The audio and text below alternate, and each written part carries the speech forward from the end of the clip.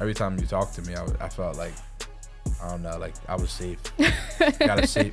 Love that. You have a really safe voice. Love that. You ready, Darren? All right, cool. Good morning or good afternoon. I don't know what time you're watching this, but welcome back to Benchmark Studios. Today we have a very special guest and another special guest that has never done a podcast with me, and I'm excited to introduce both of them. Today I have Senator James Malone with us today. So everyone take a second to pause and clap it up. I'm just kidding. But I was gonna clap. This is a very get to know you podcast. I really want to know like everything about a senator and who you are. And also we have with us is Passion Talton, who I knew for about, how long I knew you, Passion? 4 years, 5 years now. 4 or 5 years. Crazy, right? Through all the programs. So this is my student, and then this is Senator James Malone. So I want to jump right into to be here. Yeah. Thanks for coming here. We appreciate you taking the time out of your busy day. I talked to you a little bit about how your day was so far. We're very appreciative that you came out here and are willing to jump on this podcast with me. So, yeah, I love any opportunity to talk with folks. So for sure. It's a good thing.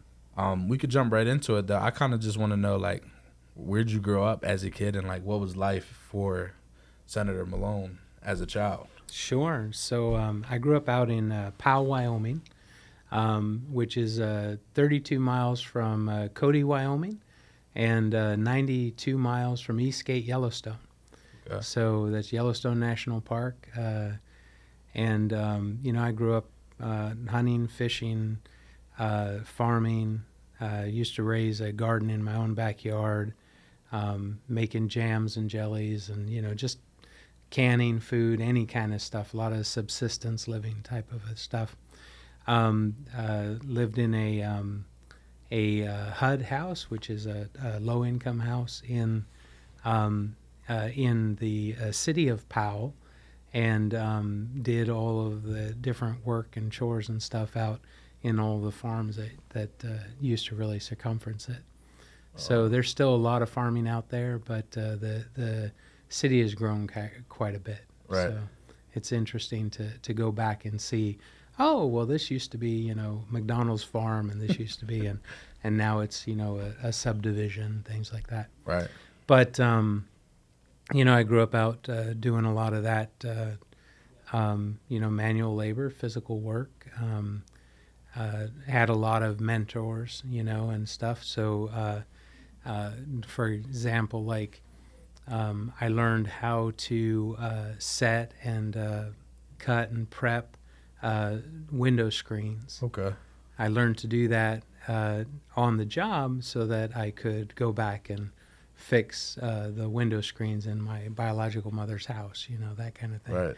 So did a lot of that. And I had mentioned to you before, I had a lot of sample experiences. My maternal grandfather would be like, hey, I've got a friend that's, maybe sandblasting something. And so I would learn what sandblasting was like and how to do it and what have you. And I did a lot of that kind of stuff. So I've had a lot of experiences, just enough to know how to do it as like an entry-level individual, and enough to know that I don't know anything about it, Right. But I think that's always the best, because you get, if you get too little information, you think you're an expert at something, right? Mm-hmm. And then you get a little too arrogant, make a mistake, cause a problem, Right. So enough to know that you don't know what you're doing. Yeah. Then you can be taught, you can learn, you can grow in something. Right. So. Yeah, there's a quote I heard before. It said, "A wise man knows he knows nothing." Yeah, like there you go. A lot. That's pretty good. I like that quote a lot. So I agree. I think like a little bit of what you're talking about to me sounds like exposure equals expansion. As much as you can get exposed to, the more your mind is going to expand and think outside of the box. I also heard you talk about mentorship and people just inviting you to come learn new things. Absolutely. How important do you think mentorship is in your life? How important of a role did it play? I think at every stage of my life, that was massively important. I had a lot of opportunities, and one of the things that I told you before, I did a lot of subsistence living. There were a lot of times in my childhood where food insecurity was a thing, where housing insecurity was a thing, and I was always able to lean back on my maternal grandparents, and they would always try to find a way that I could work to supply for myself and my younger brothers. And so there was always that, well, how am I going to do this? And so I always had people around who were really big mentors. And there was a lot of programs too. I got into Big Brothers Big Sisters. I got into 4-H Junior Leaders. I got into Boy Scouts. So growing up, I had a lot of those experiences. In school, there was FHA, which was Future Homemakers of America. There was FFA, which was Future Farmers of America. Lots of different programs like that gave you an opportunity to learn, to study, to kind of get a little bit more of an understanding wherever you were. And and I had a lot of people that were willing to just take me on and let me learn. So for sure, it was a good experience. Yeah. What about you, Passion? What's your experience as far as mentors goes? Do you think having mentors is important in your life? Yeah, I do think. I think like mentors, like the mentors that I've had before, they've helped me a lot. And give us talk a little bit about how they have helped you. Is it just conversations that they've had with you? Because I have different mentors too. Like he had mentors, Senator Malone had mentors that had taken him on the job and show him how to work, and he can go back and take those skills, and those are skills were applicable to his life now. I've had mentors that literally just talk me through like how to run my savings or a simple IRA, right? How to save my money. And then I have mentors that have shown me skills, right? So we got Will Kiefer, who is actively like bringing me to meetings and saying like, look, this is how this meeting is conducted, and then giving me the confidence to speak up in those meetings. What kind of mentorship do you appreciate the most, I guess? The ones that like have conversations with me, the ones that do like teach me how to like save and stuff, because I have been learning about how to save a lot. The ones that have got me like a job or taught me how to know like the skills that I need to have a job, how to sit in interviews and stuff like that.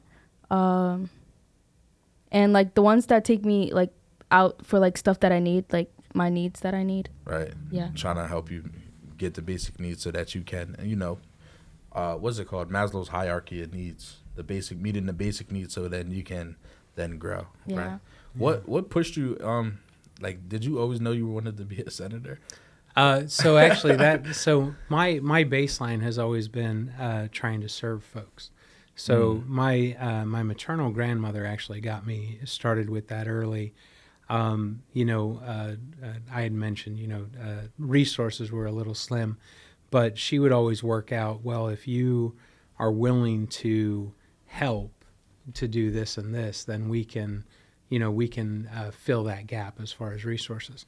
So I always grew up helping other people in order to get something in return. And so whether it was picking cherries for a farm or picking cabbage, potatoes, whatever that work was, some of the return was, well, here you get a portion of that to take home, to your family. Right. But part of that too was just, hey, you're doing a really good job and you're helping someone out, right? Right. So that really set kind of an internal desire to serve. And my grandmother was always of the opinion that one of our absolute most basic responsibilities as citizens of the United States of America was knowing what's happening in our politics, what's happening in our governance, and voting. And she went as far as I can remember when I was small enough to sit on her lap and she was a small person. And being out at a local place, Irma Hotel out in Cody, and listening to then one of our representatives speak, and always having that environment. So I grew up, I got involved in school politics when I was in school, and then I was involved in Young Democrats, in college I was involved in Young Democrats again, and I was involved in Lambda Alliance and Native Ways, which were groups that were trying to serve the communities in the college. And so I kept doing that wherever I was. When I would go to a place, I'd find out, who the meetings were, attend them, find out what they were doing, and just get involved from there. And that was my norm. So when I got out to East Petersburg Borough and I started being involved there, that inevitably led me to running for and being mayor of East Petersburg Borough. Yeah. So I was mayor for 2 terms. I was finishing my 8th year.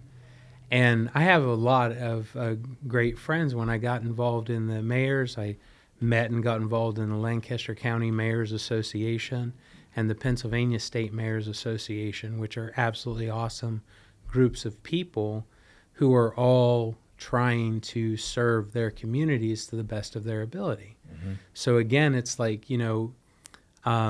sometimes you go and you find, you find your niche, you find people who are doing what you're doing, right?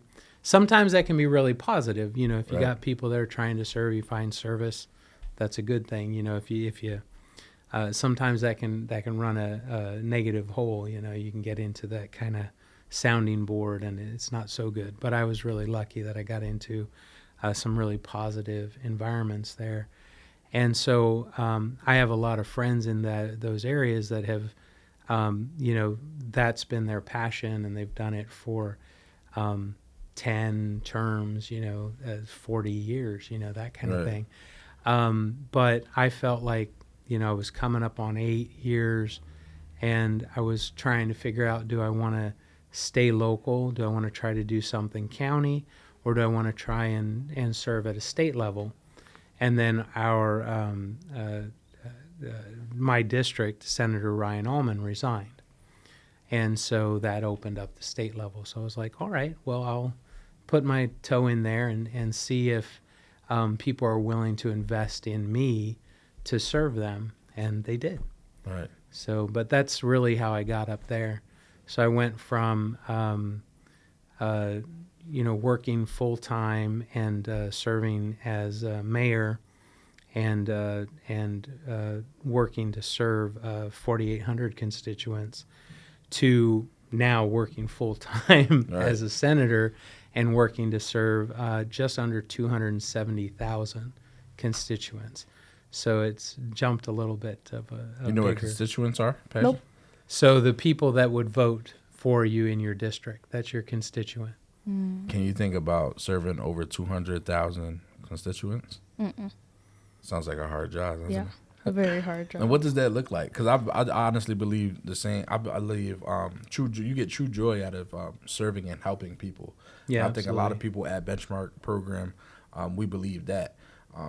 The paycheck is nice too, right? The paycheck is fine when it comes in every 2 weeks here. But I gotcha. The true joy comes from seeing someone like Passion shift her perspective and change her life. Yeah. Right? And where we see her making a decision, and she's not making that decision that old Passion would have made. Yeah. New Passion's making this decision. And that's where true joy comes from. What I lost where I was going with that. You're asking what does it look like to be a senator and to try and serve the constituency. That. Not a problem. Yeah. I lose track on trains of thought all the time. So for me, the typical thing is if we're in session, then Monday, Wednesday, and Friday. Nope, I always do that. Monday, Tuesday, and Wednesday. Okay. It's 3 of them, right? So it's, but anyway, Monday, Tuesday, and Wednesday we would be up in Harrisburg. Okay. and we would be in committee meetings, ideally, debating the pros and cons of legislation that has been proposed. And then if it gets out of committee, then it goes to the floor. And then usually somewhere between 11 and 1 o'clock, we would start a floor session. And then that's when we would potentially debate those bills that got out of committee. And then we would debate them on the floor. So if something came from a senator, it would go through and get all the legalese passed up. And so then you'd have your bill. Then the bill would go to a committee. Then hopefully you would have your committee meetings regularly enough to, actually talk about bills, see what's going on, and then decide whether or not you're going to push them forward, or if you're going to go back and explore more details, that kind of thing. So then if they get out of committee, or you could just vote them down and say, no, we're not going to do anything. Right. What happens right now more often than not is they don't get heard at all, which is a bummer, but that's kind of the current environment, right? But ideally, you would hear them, you would talk about them, and then you would vote yes or no. If you voted yes if the majority in the committee voted yes, they'd go out on the session floor, and then they'd be heard 3 times. Now, in the old days, that meant that somebody would come up, read the bill aloud, then it would sit and come up the next month, read it aloud, sit, come up the next month, read it aloud. Now with PDFs and everything else, and the way it is, everybody has access to read it immediately. Right. So what happens is it'll come on the floor and just its number is stated. And then, okay, well, that was its first time. So when it hits its third time, then there can be a debate or a discussion. So we've got a lot more access. Yeah. Like anyone can go and see the bill and read it and what have you. But we have a lot fewer people that do that. So I think we're almost at the point that we need to go back to actually reading the entirety of every bill aloud. This is what would change. This is what would stay the same. But anyway, once it's 3 times, then we vote on it on the floor. If we pass it, then it would go over to the House, and the same thing. At the House, it gets thrown into a committee. Right. If it gets out of the committee, it gets thrown on the floor. Then if it passes there, then it would go up to be signed. So opposite and reverse, if it starts in the House, it goes through that, comes over to the Senate. So it's a back and forth type of a thing. So that's kind of how that works, and that's typical for those 3 days of a week when we're in session. When we're not in session, I spend a lot of time reading legislation that we're looking at. A lot of constituents will bring up an issue and say, hey, this is something that I ran into. And so you go back and review law and you find out like something hasn't changed since 1960 and it's causing a problem or a snag. And it's like, so then you try and figure out, well, who can we gather together and try and change this, and what change can we make without, anything you do is, it may have good, but it's going to have a little bit of harm. Right. So you always want to try to see, well, how can we do the most good with the least amount of harm, so that's a lot of that discussion and time. Okay. And then when I'm not in session, like I explained to you before the podcast, I'm going out, meeting with constituents, meeting with businesses, learning about how they interact and how they support their part of our community, and meeting with a lot of our constituents. I was out with a group of our Nepalese community who were holding a vigil for some young people that were gunned down in their native country. It was they were peacefully protesting, but their national government, overreacted, was brutal, and took out more than 20 of them. So just going and showing that support, like it's we're lucky enough within our lifetime not to have faced that immediate brutality as a full nation. We've had spots and sparks happening, especially recently. But, a lot of us have lived our lifetime without having that extreme brutality as a systemic part of the problem. And so, a lot of times it's worth showing that support that, we 100%. hope that you get to the point that you don't live that. Right. 100%. So, yeah, I spent a lot of time reaching out to our community. Yeah. Well, can you give us like 3 examples of something that you would vote on? Not what you voted, but just a topic of like what's being said when it's on the floor to debate. So we've had debates about minimum wage. We're talking about one of the things that a lot of folks talk about. It's $7.25 or that? Yeah, $7.25 now. And there's a lot of talk and debate about, well, maybe it should be 15 or 13 or something like that, right? A base minimum wage. And there's discussion back and forth. And, sometimes, like, you can go and do the math and check, well, when it was set at $7.25 and bring that as far as dollar values to now, right? Yeah. What would $15 now be equivalent to back then? Right. You come out to like $8.45, something like that. So in real value, we're talking about raising the baseline minimum wage $1 in real value compared to where it was back then. But it sounds like a big number, and there's a lot of debate about whether that's positive or negative. How will that affect businesses? How will it affect labor? A lot of people make more than that right now, right? So one businessman, I trust him a lot. I've talked to him, and one of his concerns is, his folks that are making 17, 18 now will be like, hey, wait a minute, I'm making 18, and now the guy that's just walking in is making 15. Rather than, oh, hey, those guys that are coming in and that are working really hard are going to be able to continue to function, right? So there's a lot of that kind of like debate and discussion about, again, are we doing more good or more harm? Right. And where's the benefit line? All that kind of discussion. But that's a sample of a debate that's going on right now.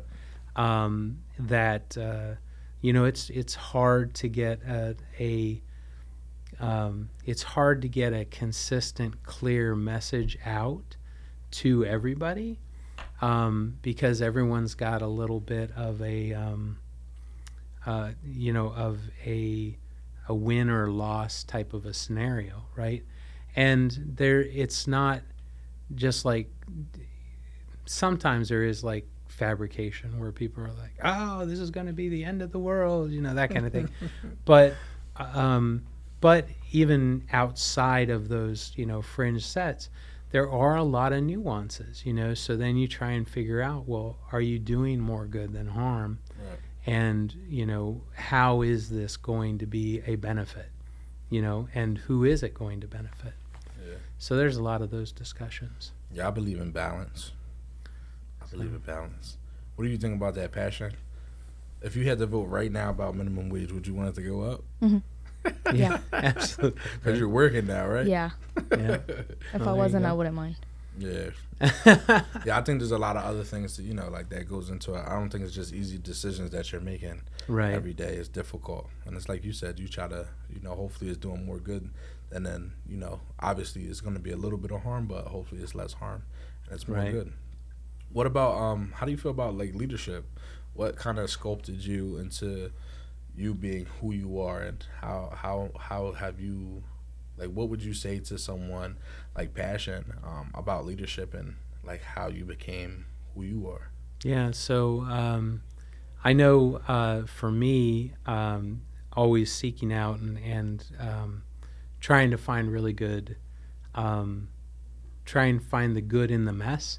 So I had a lot of, I would say, messy mentors, you know, that they had, they were trying to teach something, but they maybe went about it in the wrong way, or went about it in a brutal fashion, right? So one thing that I always try to do is figure out how is somebody learning, and then try and sculpt what I'm trying to say to them in a way that they can digest it, right? There's an old line that says, raise them up in their way, and then when they're old, they won't depart from it. And a lot of people have taken that to mean all sorts of different stuff. Yeah. But I think if you find how a person learns, and so that's been one of the things for me going through all the different people that I've had as mentors, is figuring out what pieces that they did spoke to me and helped me, and then trying to use that as I go forward. So whether it was, hands-on training, like, well, hey, you want to, like I told you before about learning how to use a sandblaster, and then, of course, that ended up leading to every single year working with the American Legion to sandblast their grills before we cook, this kind of thing. So you always end up paying a little bit of a price, when you're learning, but it always cracks me up. But you learn, right? And so I think in a leadership, somebody who's willing to teach, even if maybe they don't have the best skills of it, but they're willing to teach. And then on the other side, you as a person seeking have to be willing to learn. Yeah. So you have to have that kind of mesh. And sometimes it works and sometimes it doesn't.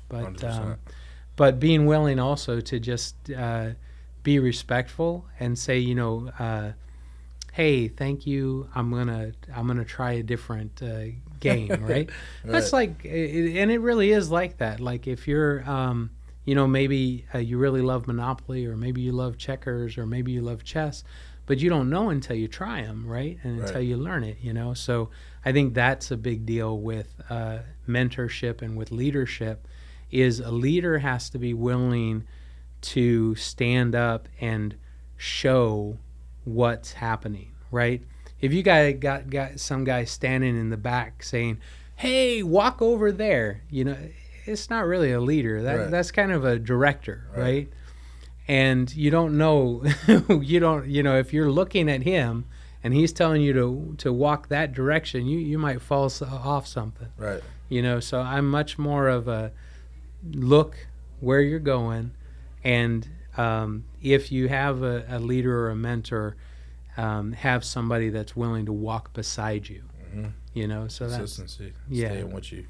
Yeah, 100%. Absolutely. And take whatever is applicable to your life now. Right, exactly. And just, understand that too, that, sometimes, some stuff may not really fit you. Right. And so, you just, okay, well, I don't need to carry that piece, but I also try and always look for someone that can be honest, that consistently shows that they have integrity, right? So they say what they mean, they try to do what they say, and if they mess up, or if they don't make the mark, they're willing to say, hey, I didn't make it, I messed up. So 100%. that kind of integrity is a big deal that I look for in my mentors as well. Yeah, my big brother used to always tell me, because I used to be that kid that was always like, I don't really want to talk to them because they're dumb, and I know I'm smarter than them, and I don't want to talk to them. So it's a waste of my time. And my big brother used to tell me all the time, he said, it doesn't matter who you talk to. You can take something from any conversation. Yeah. Good or bad, it doesn't matter. It depends how you look at the conversation and whatever y'all talking about, but you can always gain something from whatever or whoever you're talking to. Yeah, absolutely. So that kind of changed and shifted my perspective to when I'm talking to anybody or whatever the case may be, whatever situation, I can 100% gain something from this. Yeah, absolutely. Whether it's like, oh, I don't want to do this in life, you know? Yeah. And then take what I, like you're saying, take what's applicable to me. And some things might not be applicable now, but for sure, like, you know, somebody was talking to me about buying a house when I was 16. I wasn't listening to them, honestly. Right, sure. Right? But I should have been listening to them because I'm going to be in a situation where I need to buy a house. Sure. I know Passion has some questions that she wanted to ask. You can ask go them ahead. now. I don't want to take up all the time and hog up all the spotlight, you know? So Okay. go ahead. Do your thing. How do you handle It's okay. Okay. How do you handle situations where like people disagree with you or have like different opinions? So I think it depends on their energy. So I've been lucky enough to have a lot of experience with what's called de-escalation. Mm-hmm. So if somebody comes and they're like really aggressive, you know, that kind of thing, you can talk with them in a way that kind of calms the situation. You know, and sometimes when that happens, a lot of times they're coming with a kind of preloaded mental script, right? So they already in their head have decided what your opinion is, what's happening, what the answer is. And so a lot of times try and back up and get to that point of what are we actually talking about. I've got actually a good example. I had an elder gentleman. I was at a fair, and an elder gentleman came up, and he was very upset and agitated, and he was like, why do you keep saying such and such about somebody? And I was like, well, I've never said that about anyone. I was like, how does that you know, make you feel about that issue, you know? And we talked for a while, and he calmed down, and come to find out that he was actually very upset because his wife is on a specific medication that was dropped from their insurance, and so he can't afford to cover that medication.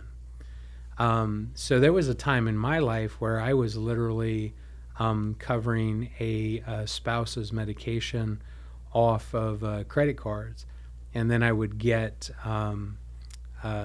my check, and so then I would be able to pay off that credit card. But that kept, you know, making more and more expense structure. But I did it because that's what the doctor said they needed, and what have you, right? And so here was this elderly gentleman who, you know, he's retired, his wife's retired, and his wife has a specific illness that, you know, right now is only really treated with this one medication, and he doesn't have a way of covering it, right? So that had absolutely no bearing on what he originally came at me about, but that's where the root of his frustration and anger and everything was. Oh, you're a government official, you know, you should be able to fix this, right? But it took breaking that down and getting back to that point, right? And so that was something where you find the root cause, and then we talk about how to deal with that root cause, you know. And I was able to give him some information that maybe he'll be able to use to get that coverage, right? But that was one type of somebody opposes you and they're really there, but it's not actually about what they're talking about. On another angle, if you work through a conversation and you are just both in a diametrically opposed position, right? If you're talking about the phone cover here, and, you know, for me that's black, I don't, you know, but maybe for somebody else it's a bright pink, right? And they're absolutely adamant that it's a bright pink and that's the end of the world, and, you know, the labeling's wrong or whatever. You know, we've reached a point where we really can't go anywhere on it. So at that point, I believe that there's sometimes it's like, well, I don't think we're doing anything productive with this conversation. Yeah. So, let's go ahead and agree to, end the conversation. So that's all your questions for now? Yeah. For now? All right, cool. One of my questions is, I honestly want to know, like, being a senator is tough, right? You're serving a lot of people. Your job, you're always busy, right? If you're not reading, you need to read some more. If you're Right. not reading, you probably should be reading, right? So there's always something Absolutely. for you to do. There's always something for you to be there for, or whatever the case is. If you're not in the office, you're out serving the community and supporting the community. Absolutely. What helps you get through adversity? As far as being a senator, like, what kind of adversity do you face, and then what helps you get through it? So one of the things that I do is,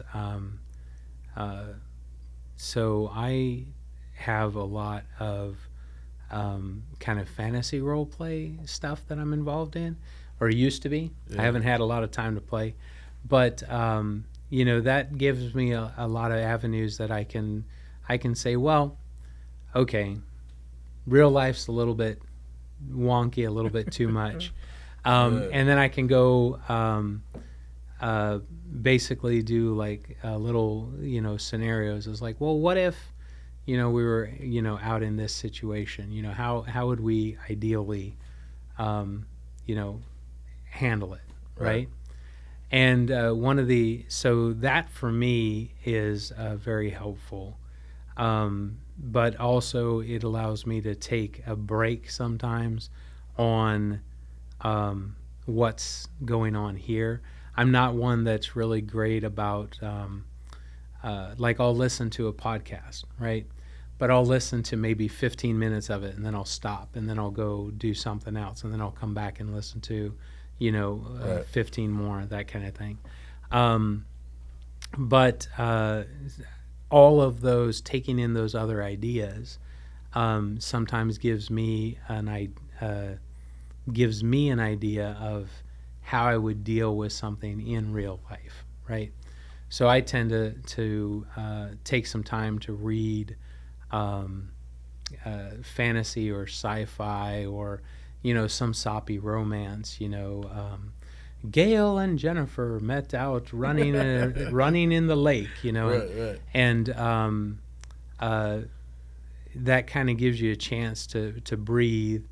And then when you take that chance to breathe, you'd be like, oh, does something like that exist in real life? Or is there, and then you remember, oh yeah, I know decent people, I know good people that care for each other and that kind of thing. So then you can back up and say, okay, so what I'm dealing with is serious. However, it's not immediately solvable. And so I can pace myself a little bit more, right? And again, moving from one thing to the other as well, right? So if I run into a frustration on one line, I've got 4 or 5 or 6 other things that I can pick up on and see how far I can move them. Right. Additionally, I've got a lot of great people. I've got a brother down in Galveston, Texas that I can text a lot. I've got cousins all over, and I've got aunts and uncles, and I've got my wife, and so I can always say, hey, let's go for a walk, that kind of thing. And I'll do that sometimes, just to get out and move for a walk and I think that's one of the biggest things as far as how to handle frustration is, I'll touch grass, I'll get out, whether it's walking with my dog, or going on a walk with my wife, or going out to one of the different communities that I'm involved in, and helping others and serving other folks. So there's a lot of avenues to deal with, I'm frustrated, Right. that kind of thing. Right. For me, I know for other folks it's watching a TV series or something. Right. What about you, Passion? I know it's difficult. I believe it's difficult growing up and being faced with adversity. What's kind of what are your outlets? What do your outlooks look like? What are you asking me? What am I asking you? Yeah. So when you're faced with like challenges and things that you need to overcome in your life, what are some ways that you're able to kind of decompress from like reality and just calm down? I'll turn music on. So you like listening to music? I love listening to music. Or like I'll go and take walks outside. I've been walking a lot actually. I'd probably come down here most of the time. I am down here. Or I'd like go shower. For some reason, like hot showers always like cool me down. So you mentioned music. What's your top 3 favorite artists or bands? Okay, some people call my music sad music, but it's not sad if you don't make It's it okay. sad. The first one is probably, it's called The Cut That Always Bleeds. The Cut That Always Bleeds? Yeah. Is that the name of the artist or the band? No, that's the name of, that's just That's like, the the name title of the of it. I think song. his name is like, I actually forget his name, and that's not Oh, right. okay. Probably, it's by Bruno Mars, and I think it's called That's What I Like. Oh, okay. Yeah, those two, and I've been listening to the song called Rise Up by Andre Day a lot. Oh, okay. For some reason, it's on repeat, actually. I've been listening to it every morning when I wake up. Is your job difficult? Like, you be stressed out when you go home and it's time to relax? Do you be stressed out?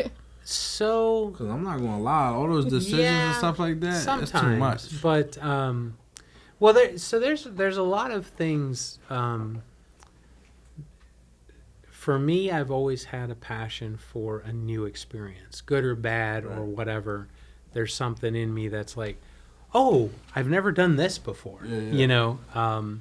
So that has helped a lot. But you know, I don't typically watch a lot of like television, things like that. So I get a lot of chance to read different things. So that does help. So the answer, yes. Sometimes I go home, I'm pretty, you know, burnt. Right. But I can pretty easily switch gears and put stuff up, you know, and I can always take the dog for a walk, you know. Yeah. Because it's difficult. Like, I feel like even just doing like this job here and just dealing with because what we try to, we're not solving these kids' problems, but we're trying to create critical thinkers where they can learn to solve their own problems. Right. So asking them a bunch of questions so they can come to a conclusion themselves. Absolutely. That stuff burnt. Like, by the time I'm done work and I gotta go get my son, I need like 30 minutes in the car by myself. Real quick, just so I can kind of switch gears and then, all right, now it's time to be a dad. You know, now we're teaching you how to be a little grown man and teach you little responsibilities and things like that. Well, and I think too sometimes, like I told you, you got to step back, like not be so heavily focused. So one of the things I'll do is I'm going somewhere, I'll switch gears and call my uncle, you know, and be like, hey, how are you doing? Right. You know, one uncle's 73, the other guy's 84. You know, one fellow's living on his own, the other's living with with 3 generations, his daughter, his granddaughter, his great granddaughter. That's crazy. You know, so I'll just be like, hey, how are you doing? You know, let me hear your life. You know, that kind of thing. Then I don't even really need to talk about what I'm going through. It's just like, you know, life is everywhere, not just right where I'm at. You know, that kind of thing. What kind of legacy do you want to leave behind? Like, I see, you know, you talking about helping people and serving people, and I feel like that's kind of been like who you are.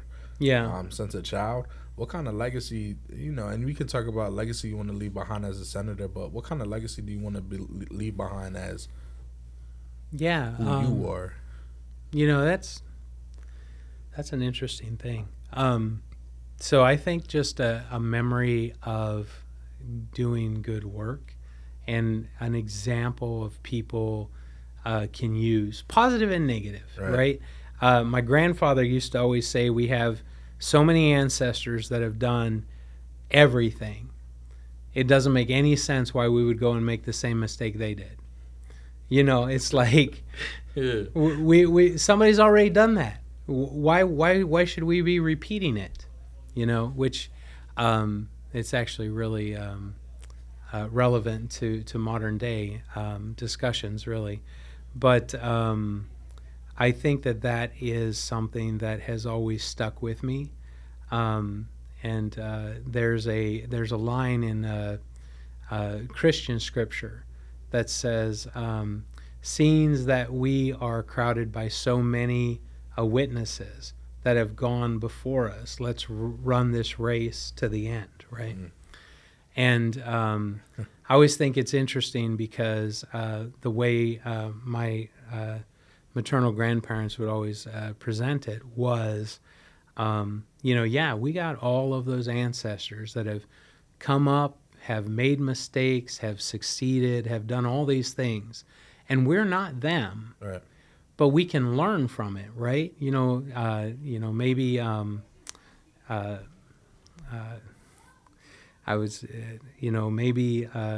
Lecho was he was an uncle from I guess he would be a great uncle, right? But he used to always work out in the gardens and the yards and everything for the city, right? Beautiful work. He was amazing, right? But if he got near alcohol, he was a mess, right? He was a really messy drunk, right? So this that's an example, right? It's like, well, you learn. It's like you could learn from him on how to garden really well. You could also learn, maybe you don't want to go, taking 3/5 of tequila. You maybe don't want to be in that environment of too much alcohol, right? So you can learn both sides, stay away from that negative and also, learn from that positive. So I think what I would hope what I leave behind is something that people could learn from and use to advance all of our, lives. So that's the big thing. But, always try to learn from other people's mistakes, 100%. So again, why do we need to make the same mistakes, Right. So I always love that. Can you leave us with a piece of advice that you'll give us? Anybody too. Like it could be anybody. It could be anybody in the room. I got you. Be honest. Try to be respectful, and honestly, always try to think. So we talked. I talked a little bit about perspective. We might be, hollering about something, and really passionate. And sometimes that leads us not to realize that there may be other perspectives, And I think the other thing too is don't be willing to just dismiss your own perspective, right? But be willing to challenge it, and I think that's important, is to know that maybe you've got 80 or 90% of it, but maybe there's something in there that's not quite right or that you didn't quite think of, right? Again, try to do the most good with the least amount of harm. So thank you. Well, absolutely. I really appreciate you coming on here and taking the time to, I ain't gonna lie, it was some good words that you spoke, definitely for sure. But I appreciate you taking the time to come on here and thank you. Invest in our Benchmark Studios. So yeah, thank absolutely. you.